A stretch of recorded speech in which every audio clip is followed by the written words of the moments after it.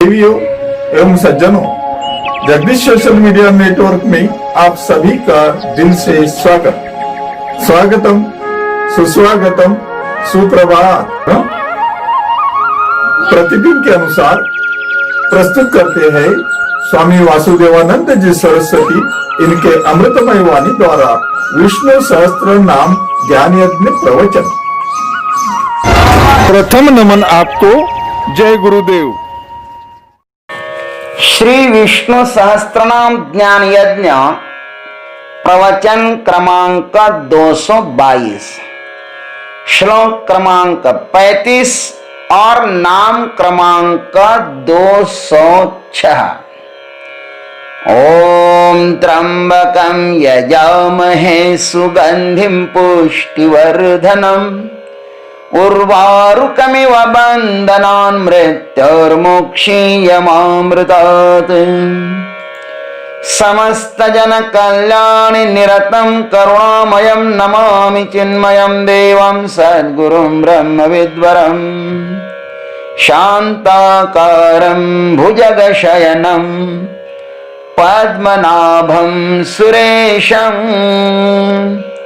विश्वाधारं गगनसदृशं मेघवर्णं शुभांगं लक्ष्मीकान्तं कमलनयनं योगिभिर्ध्यानगम्यं वन्दे विष्णुं भवभयहरं सर्वलोकैकनाथम्।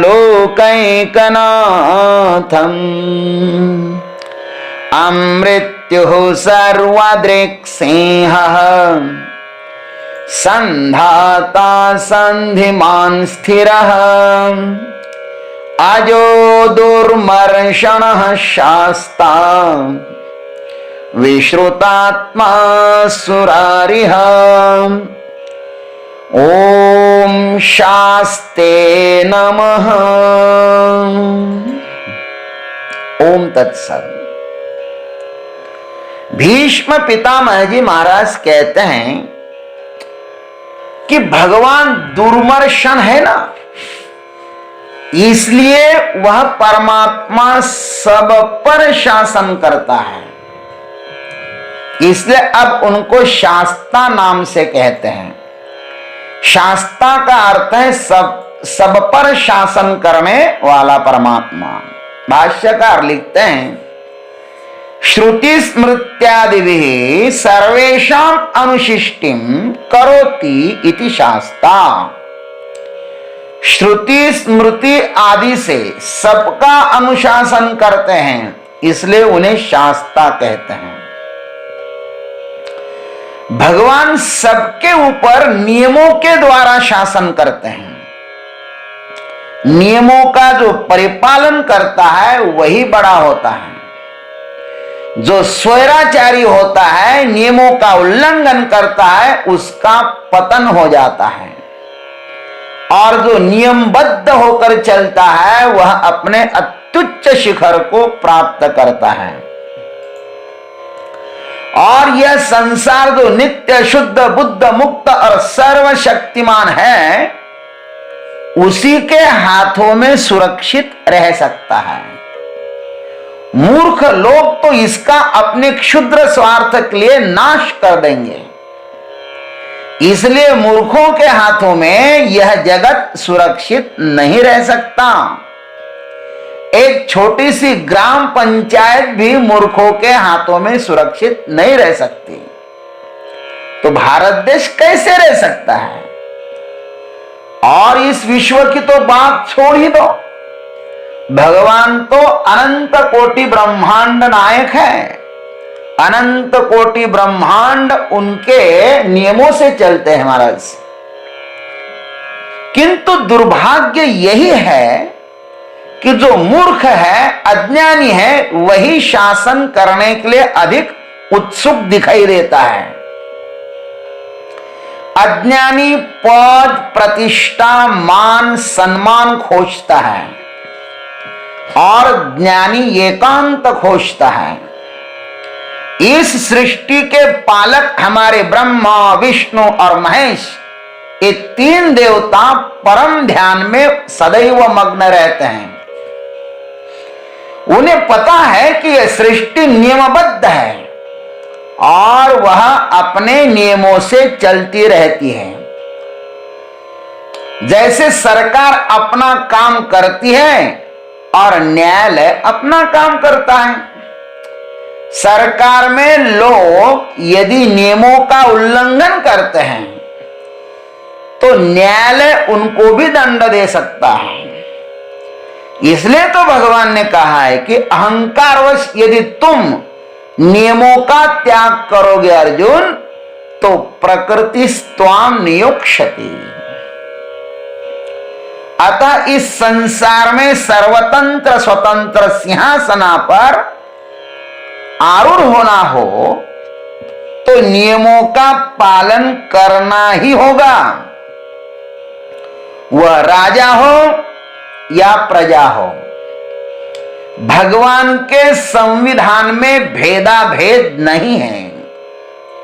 वहां पर सबके लिए नियम समान है। कोई भी न उच्च है न कोई न नीच है। किसी को भी विशेष आरक्षण की सुविधा भगवान के राज में नहीं है। वहां पर सर्वधर्म समभाव है। भगवान के नियम जीवंत है। अतः नियम उसकी ही रक्षा करते हैं जो उन नियमों का पालन करता है। धर्मो रक्षति रक्षितः। इसलिए हमें एकांत में भी अनुचित कर्म अर्थात नियमों का उल्लंघन नहीं करना चाहिए। शास्त्र अदृश्य रूप से हमारे पीछे डंडा लेकर खड़ा है। इसे अनदेखा नहीं करना चाहिए। महाभारत में कहा है कि ये 15 दूत सदैव हमारे पीछे सीसीटीवी कैमरा लेकर खड़े हुए हैं। कौन कौन है वे? आदित्य चंद्रावनीलो नलश्च द्यौर्भूमिरापो हृदयं यमश्च अहश्च रात्रिश्च उभे च संधे धर्मोऽपि जानाति नरस्य वृत्तम्। आदित्य चंद्र वायु अग्नि आकाश भूमि जल हृदय यम दिन रात्र प्रातः सायं संध्या तथा धर्म, ये सब मनुष्य के पाप पुण्य को देखते रहते हैं। इनसे बचना भाई मुश्किल है। इसलिए भगवान बहुत अच्छे शास्त्र है। संसार में किस आश्रम के किस वर्णों के किस प्रकृति के लोगों को कैसे रहना चाहिए, कैसे कर्म करना चाहिए, इसके लिए हमारे शास्त्र प्रमाण हैं। गीता जी कहती हैं तस्मात् शास्त्रम प्रमाणन्ते कार्या कार्य व्यवस्थितौ। अतः हमें अपने शास्त्रों के नियम जानना चाहिए। जैसे सड़क पर चलना हो तो सड़क के नियमों का ज्ञान होना अनिवार्य है, वैसे ही इस संसार में रहना हो तो इस संसार के नियमों को जानना अनिवार्य है। भगवान बहुत अच्छे शास्त्र हैं। मूर्खों का राजा होने की अपेक्षा सज्जनों का सेवक बनकर रहने में कल्याण है। सज्जन कभी भी शोषण नहीं कर सकता, अहित नहीं कर सकता। मैं तो यहां तक कहूंगा कि मूर्खों से मित्रता करने की अपेक्षा सज्जनों से शत्रुता करना भी अच्छा है, क्योंकि सज्जन व्यक्ति अपने शत्रु का भी हित ही करता है। श्री राम जी ने अंगद को कहा कि रावण से ऐसी बात करो कि उसका हित होवे और हमारा कार्य होवे। भगवान श्री राम बहुत अच्छे शासक हैं।